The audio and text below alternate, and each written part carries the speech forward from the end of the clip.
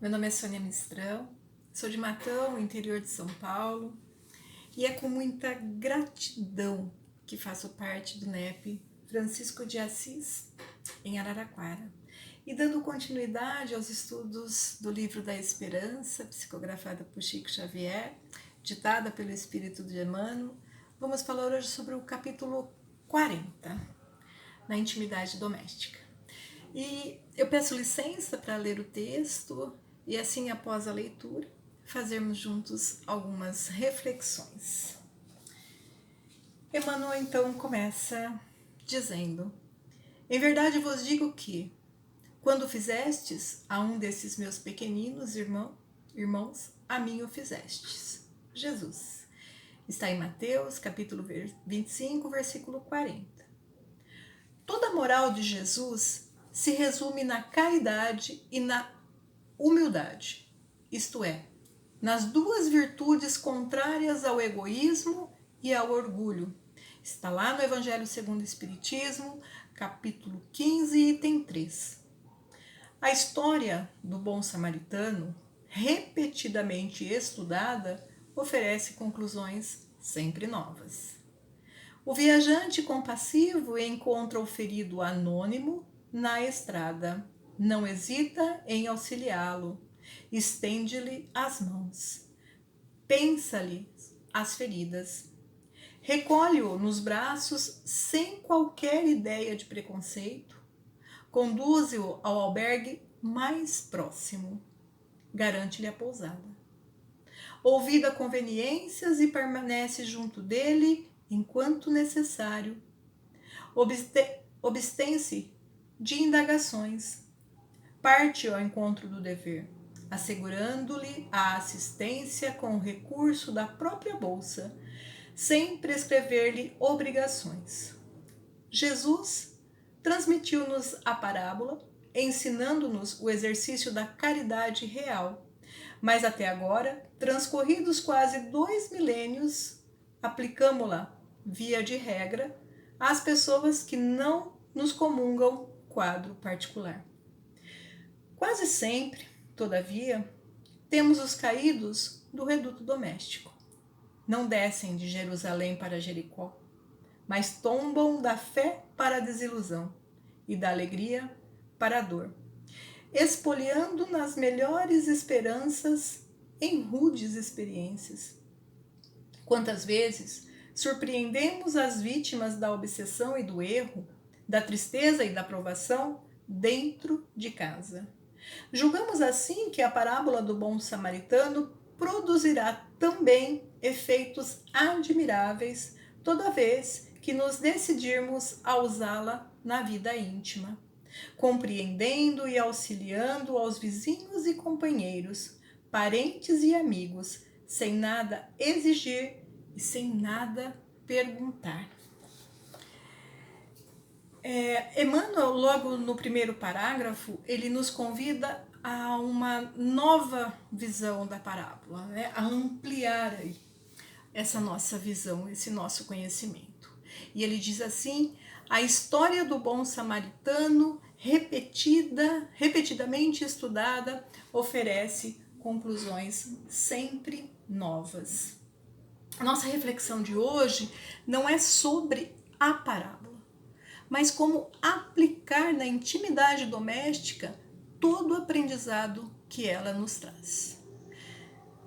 No entanto, há infinitos aprendizados, reflexões, através da sugestão de Emmanuel, que nos possibilita desbravar novos horizontes, propondo a irmos, eu proponho, né, a irmos pelo seguinte caminho. Todos nós que já estudamos a parábola, nós sabemos que Jesus ele estava sendo sabatinado, né, por um doutor da lei, que na verdade era um hábito entre os doutores da lei e os escribas, que se aproveitavam dos seus conhecimentos e confundiam o interlocutor de uma maneira a afirmar para o público que eles eram mais sábios, né, e saírem aí vitoriosos em relação à discussão. Mas aí vem Jesus e diz a eles e a nós que para nossa evolução, para a construção do reino de Deus dentro de nós, não basta apenas memorizarmos os textos da Sagrada Escritura. Não basta estudos infinitos de obras fantásticas, que são, na verdade, um presente para a humanidade, que são as obras de Emmanuel, de André Luiz.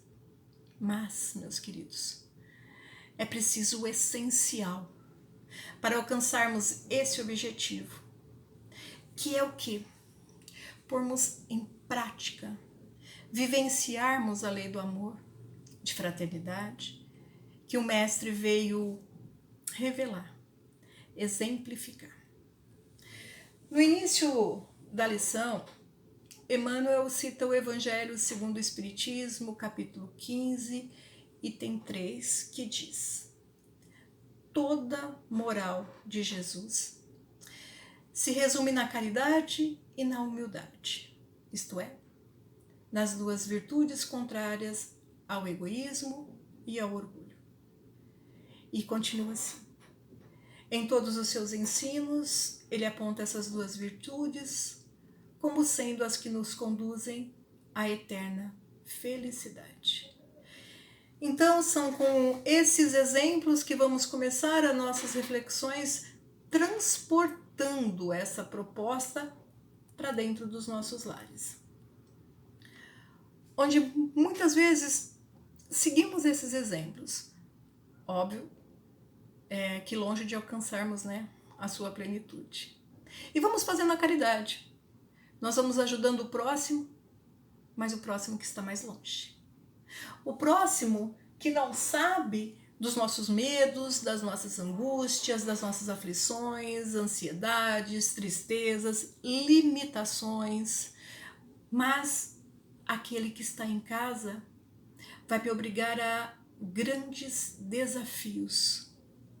Então, portanto, é muito fácil, às vezes, a gente colocar a nossa máscara, sair e fazer a caridade lá fora, mais longe, e nos pouparmos desses desafios, e nos pouparmos desses confrontos.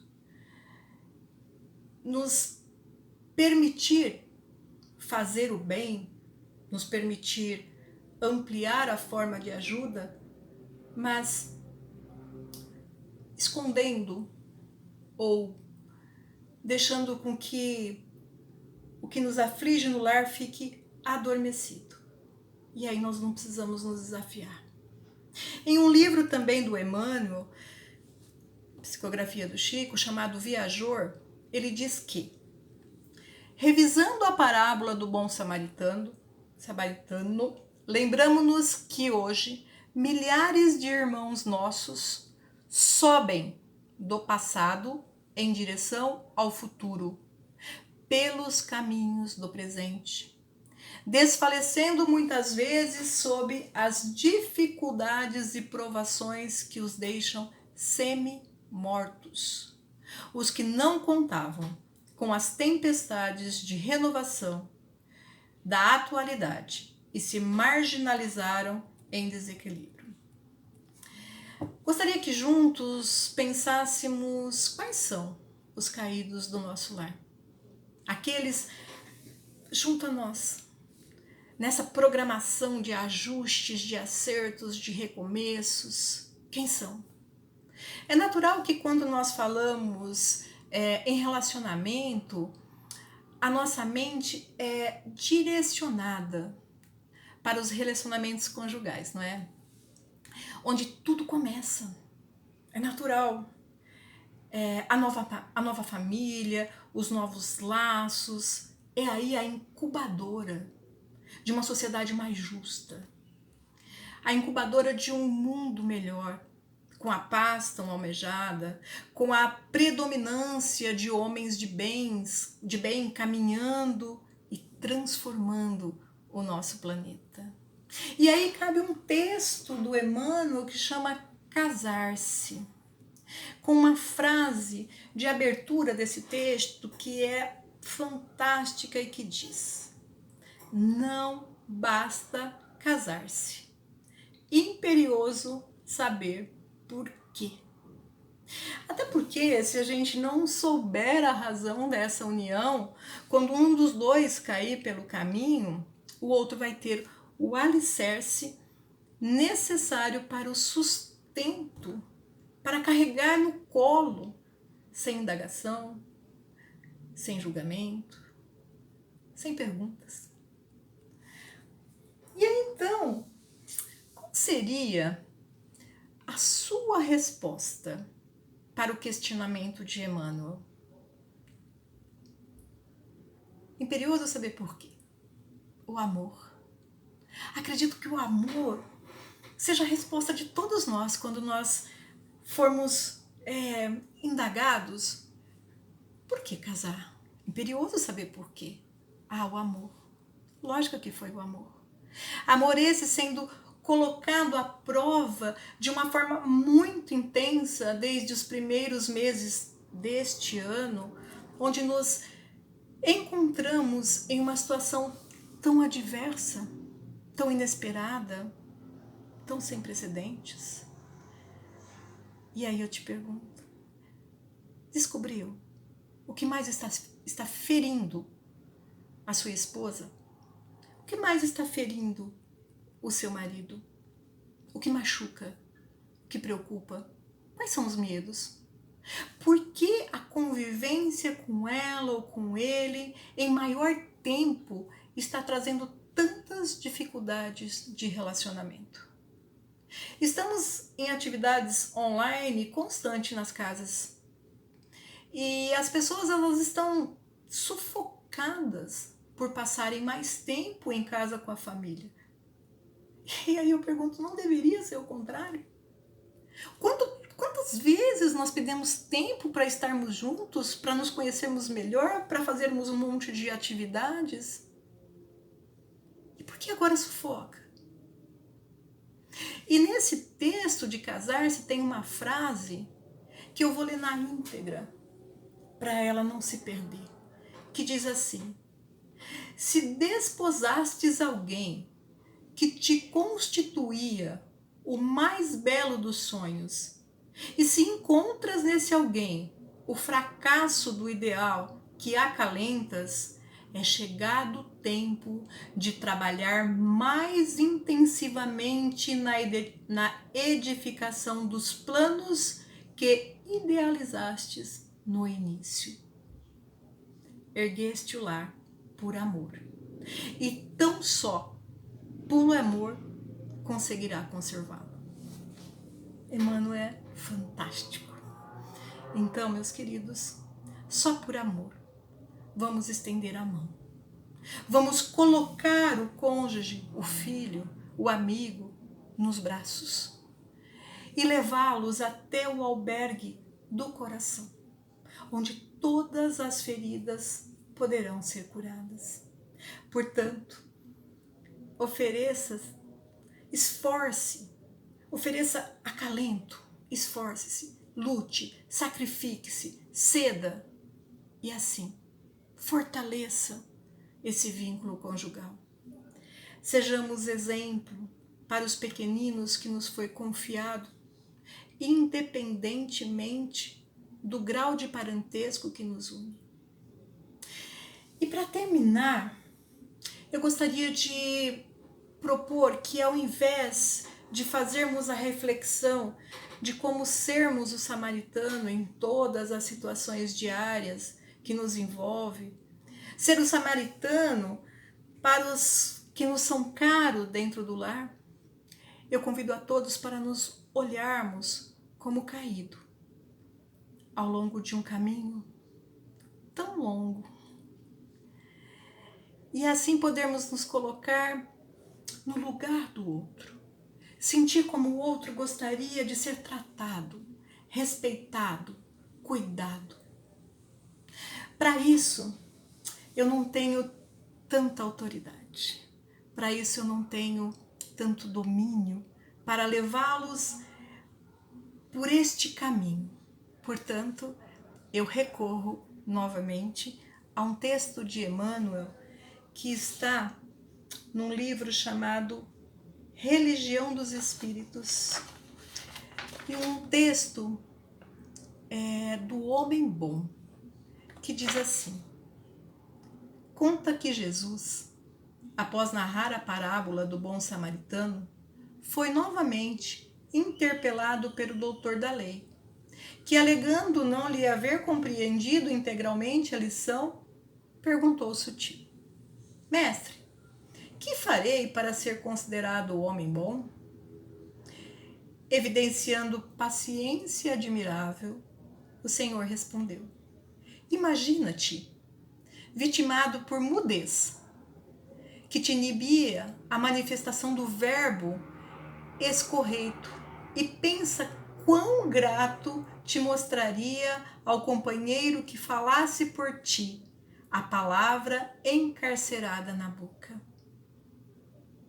Imagina-te nos olhos mortos pela enfermidade irremediável e lembra a alegria da caminhada ante as mãos que te estendessem ao passo incerto, garantindo-te a segurança.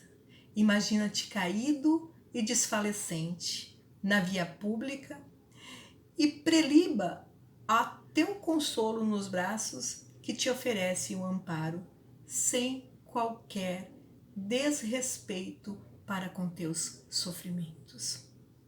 Imagina-te tocando por moléstia contagiosa e reflete no contentamento que te iluminaria o coração perante a visita do amigo que te fosse levar alguns minutos de solidariedade.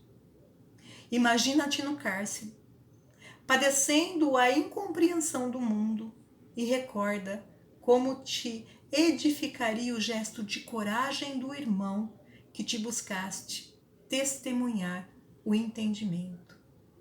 Imagina-te sem pão no lar, arrostando amargura e escassez, e raciocina sobre a felicidade que te apareceria de súbito no amparo daqueles que te levassem leve migalha de auxílio, sem perguntar por teu modo de crer e sem te exigir exame de consciência. Imagina-te em erro sobre o sarcasmo de muitos e mentaliza o bálsamo com que te acalmaria diante das indulgências dos que te desculpassem a falta, alentando-te o recomeço. Imagina-te fatigado e intemperante, e observação quão reconhecida ficaria para com todos os que te ofertassem a oração. Olha que coisa mais linda. A oração do silêncio. E a frase de simpatia.